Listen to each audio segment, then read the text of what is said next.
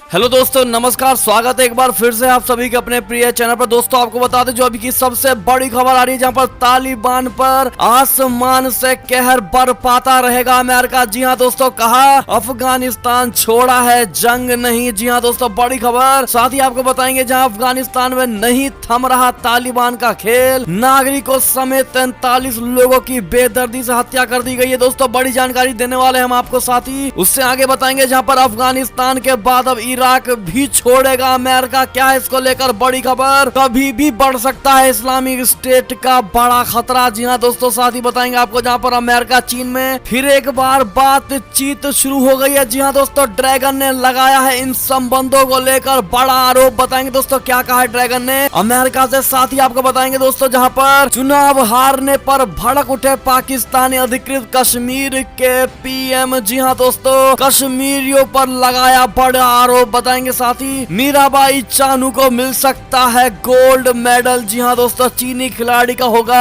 Dope test, इसकी भी बड़ी जानकारी देने वाले हम आपको। साथ ही येदियुरप्पा के इस्तीफे के बाद अब कर्नाटक का ताज किसके सर होने वाला है। दोस्तों रेस में ये 3 नाम आगे चल रहे हैं, बताएंगे वो कौन हो सकते हैं फिर से कर्नाटक के मुख्यमंत्री। तो बड़ी खबर आ रही दोस्तों, एक एक खबर आपको बताने वाले हैं, तो बने रहिएगा वीडियो के अंत तक। और अभी खबरों में आगे बढ़ने से पहले अगर आप भी मानते हैं कि हमारी भारतीय सेना में वो ताकत है जो किसी अन्य देश की सेनाओं में नहीं है दोस्तों, साथ ही मोदी जी तो हर चीज संभव है, भारतीय सेना है तो हम गर्व से जी रहे हैं दोस्तों। योगी जी ही होंगे अगले मुख्यमंत्री। तो फटाफट से इस वीडियो को भी कर दीजिए लाइक, चैनल को कर दीजिए सब्सक्राइब, बेल आइकन दबाइए, साथ ही कमेंट बॉक्स में लिख दीजिएगा जय हिंद। जी हाँ दोस्तों, तो चलते हैं पहली और सबसे बड़ी खबर की तरफ, जहां पर तालिबान पर आसमान से कहर बरपाता रहेगा अमेरिका। कहा अफगानिस्तान छोड़ा है, जंग नहीं। बता दें अमेरिका तालिबान से लड़ने वाले अफगान बलों के समर्थन में हवाई हमले जारी रखेगा। ये बातें रविवार को एक शीर्ष अमेरिकी जनरल ने कही है दोस्तों। उन्होंने कहा कि तालिबानी आतंकी देश भर में हमले कर रहे हैं। अमेरिकी सेना की मध्य कमान के प्रमुख जनरल केनेथ मैकेंजी ने काबुल में संवाददाताओं से कहा है कि अमेरिका ने पिछले कई दिनों में अफगान बलों के समर्थन में हवाई हमले किए हैं। उन्होंने कहा हम आने वाले हफ्तों में समर्थन के इस बढ़े हुए स्तर को जारी रखने के लिए तैयार है। तालिबान के घातक हमले ने विद्रोहियों को कई जिलों, सीमा पार कर और कई प्रांतीय राजधानियों को घेरने पर कब्जा कर लिया है। अमेरिकी सेना की मध्य कमान के प्रमुख जनरल केनेथ मैकेंजी ने काबुल में संवाददाताओं से कहा है कि संयुक्त राज्य अमेरिका ने पिछले कई दिनों में अफगान बलों के समर्थन में हवाई हमले बढ़ाए हैं। यदि तालिबान अपने हमले जारी रखता है तो हम आने वाले हफ्तों में समर्थन के इस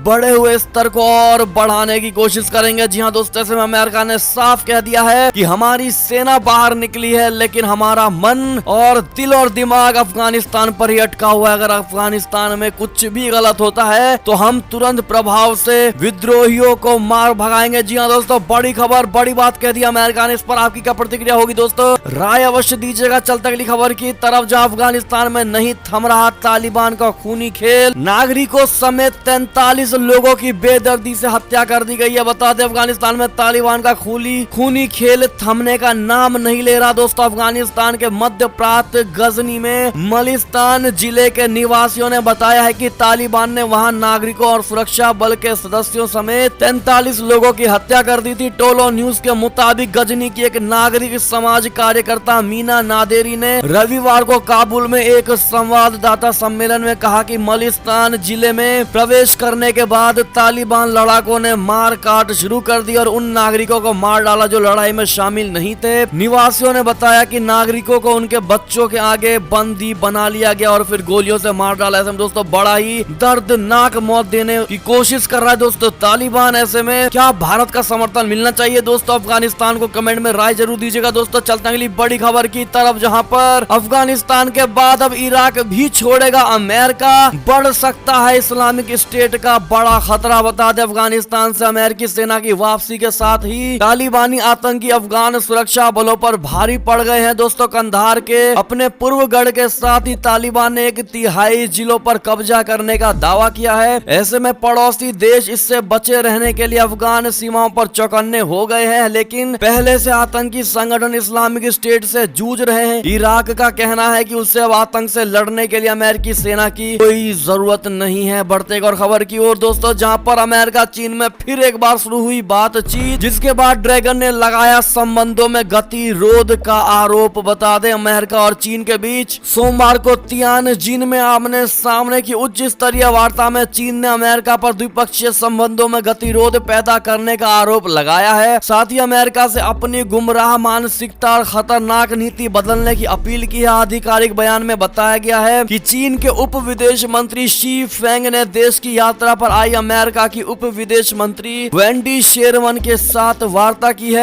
इस दौरान शी फेंग ने अमेरिकी राष्ट्रपति जो बाइडेन के प्रशासन पर चीन के विकास को रोकने और दबाने की कोशिश करने का आरोप लगाया है। विदेश मंत्रालय ने शी के हवाले से कहा कि दोनों देशों के संबंधों में गंभीर समस्याओं का मूल कारण यही है कि कुछ अमेरिकी चीन को काल्पनिक शत्रु के रूप में चित्रित करते हैं। आधिकारिक संवाद समिति शिन्वा ने बताया कि शी फेंग ने अमेरिका से अपनी अत्यधिक पथभ्रष्ट मानसिकता और खतरनाक नीति बदलने की अपील की है। जी हाँ दोस्तों, ऐसे में इस बौखलाहट के पीछे आपकी क्या राय होने वाली है, कमेंट जरूर करिएगा। दोस्तों एक और खबर की बात करें, लेकिन वीडियो को लाइक नहीं किया तो लाइक जरूर कर दीजिएगा। खबर की बात करें तो चुनाव हारने पर भड़के पाकिस्तानी अधिकृत कश्मीर के पीएम, कहा कश्मीरियों की मानसिकता गुलामों वाली है। जी हाँ दोस्तों, पाकिस्तान अधिकृत कश्मीर के कथित प्रधानमंत्री राजा फारूक हैदर विधानसभा चुनाव में अपनी पार्टी PMLN ने इमरान खान की पार्टी पाकिस्तान तहरीक इंसाफ के हाथों करारी हार के बाद भड़क गए। चुनाव परिणाम से नाराज हैदर ने कश्मीरी लोगों पर जातिगत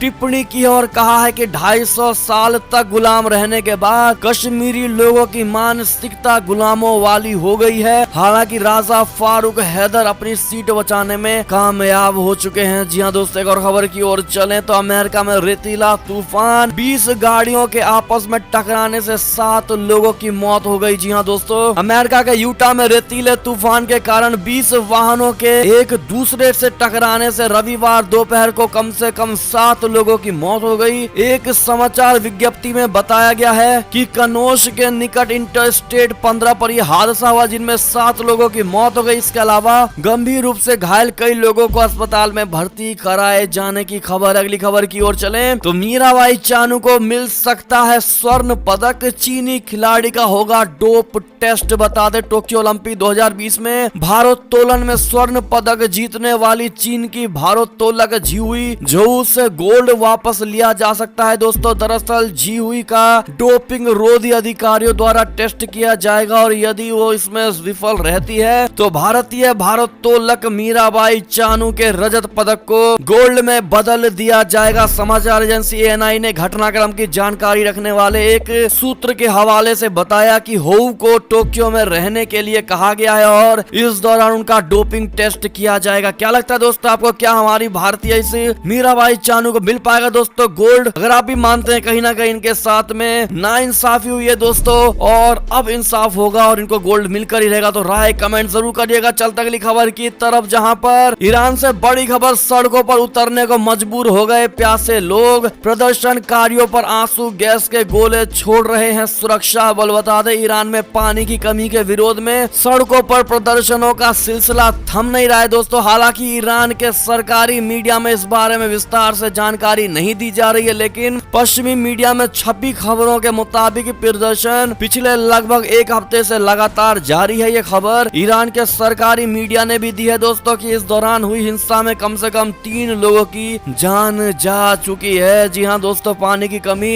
अब ईरान में भयंकर रूप लेता हुआ नजर आ रहा है दोस्तों। बढ़ते अगली खबर की तरफ, जहां पर प्रचंड का बड़ा दावा, नेपाल में सत्तारूढ़ गठबंधन में दरार पैदा करने की हो रही है कोशिश। बता दें CPN माओवादी सेंटर के प्रमुख पुष्प कमल दहल प्रचंड ने दावा किया है कि विरोधी नेपाल के नव नियुक्त प्रधानमंत्री शेर बहादुर देउवा के नेतृत्व वाले सत्तारूढ़ गठबंधन में दरार पैदा करने की कोशिश कर रहा है। उन्होंने कहा 5 दलों का यह गठबंधन अटूट है। हिमालयन टाइम्स अखबार की खबर के मुताबिक प्रचंड ने शनिवार को एक कार्यक्रम में कहा है कि विरोधी ताकतों के बुरे मंसूबों को तभी रोका जा सकता है जब CPN MC कम्युनिस्ट आंदोलन, उत्पीड़ित समूह और समुदाय एकजुट रहे। बता दें CPN UML के असंतुष्ट नेता माधव कुमार नेपाल से शनिवार को मुलाकात करने वाले प्रचंड के हवाले से खबर में यह कहा गया है कि विपक्षी कई मुद्दों को उठाने की कोशिश कर रहे हैं ताकि 5 पक्षीय गठबंधन में दरार पैदा हो सके। बढ़ते अगली खबर की तरफ, जहां पर ट्यूनेशिया में संसद भंग कर दिया गया है दोस्तों। PM को कर दिया गया है बर्खास्त, जिसके बाद विरोधी बोले तख्ता पलट। बता दे ट्यूनीशिया राष्ट्रपति कैस सैयद ने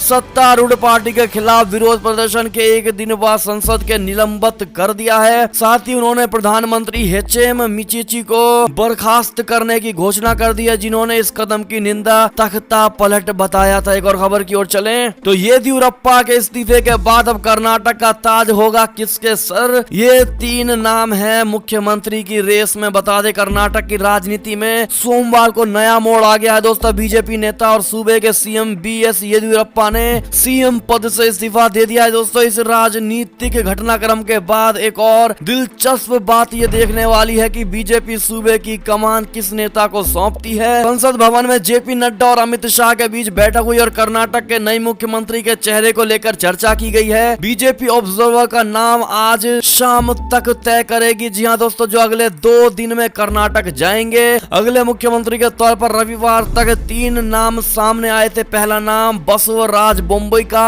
जो लिंगायत समुदाय से आते हैं और अभी कर्नाटक सरकार में गृह मंत्री होने के साथ साथ संसदीय कार्य मंत्री और कानून मंत्री भी हैं। दूसरा नाम है विश्वेश्वरा हेगड़े कगेरी का, जो ब्राह्मण है और कर्नाटक विधानसभा के अध्यक्ष हैं। तीसरा नाम केंद्रीय कोयला खनन मंत्री और संसदीय कार्य मंत्री प्रहलाद जोशी का। ऐसे में दोस्तों आपको क्या लगता है इन तीनों में से कौन होने वाला है कर्नाटक का मुख्यमंत्री? कमेंट में राय जरूर दीजिएगा दोस्तों, भविष्यवाणी जरूर करिएगा। देखते हैं भारत की जनता कितना सटीक जवाब देती है दोस्तों। और ऐसे में ये थी अब तक की सारी बड़ी खबरें। आपको हमारी खबरें कैसी लगी? आशा करता हूँ दोस्तों बहुत अच्छी लगी होगी। अगर थोड़ी भी अच्छी लगी तो इस वीडियो को अभी अपने भाई बंधुओं में व्हाट्सएप, फेसबुक, ट्विटर के जरिए पूरे भारत में शेयर करना बिल्कुल मत भूलिएगा दोस्तों। और अभी कर दीजिए इस वीडियो को लाइक, चैनल को कर दीजिए सब्सक्राइब, बेल आइकन दबाइए, साथ ही कमेंट बॉक्स में लिख दीजिएगा जय हिंद जय भारत। तो मिलते हैं आपसे अगली बड़ी खबर में, तब तक अपना ख्याल रखिएगा। बहुत बहुत धन्यवाद।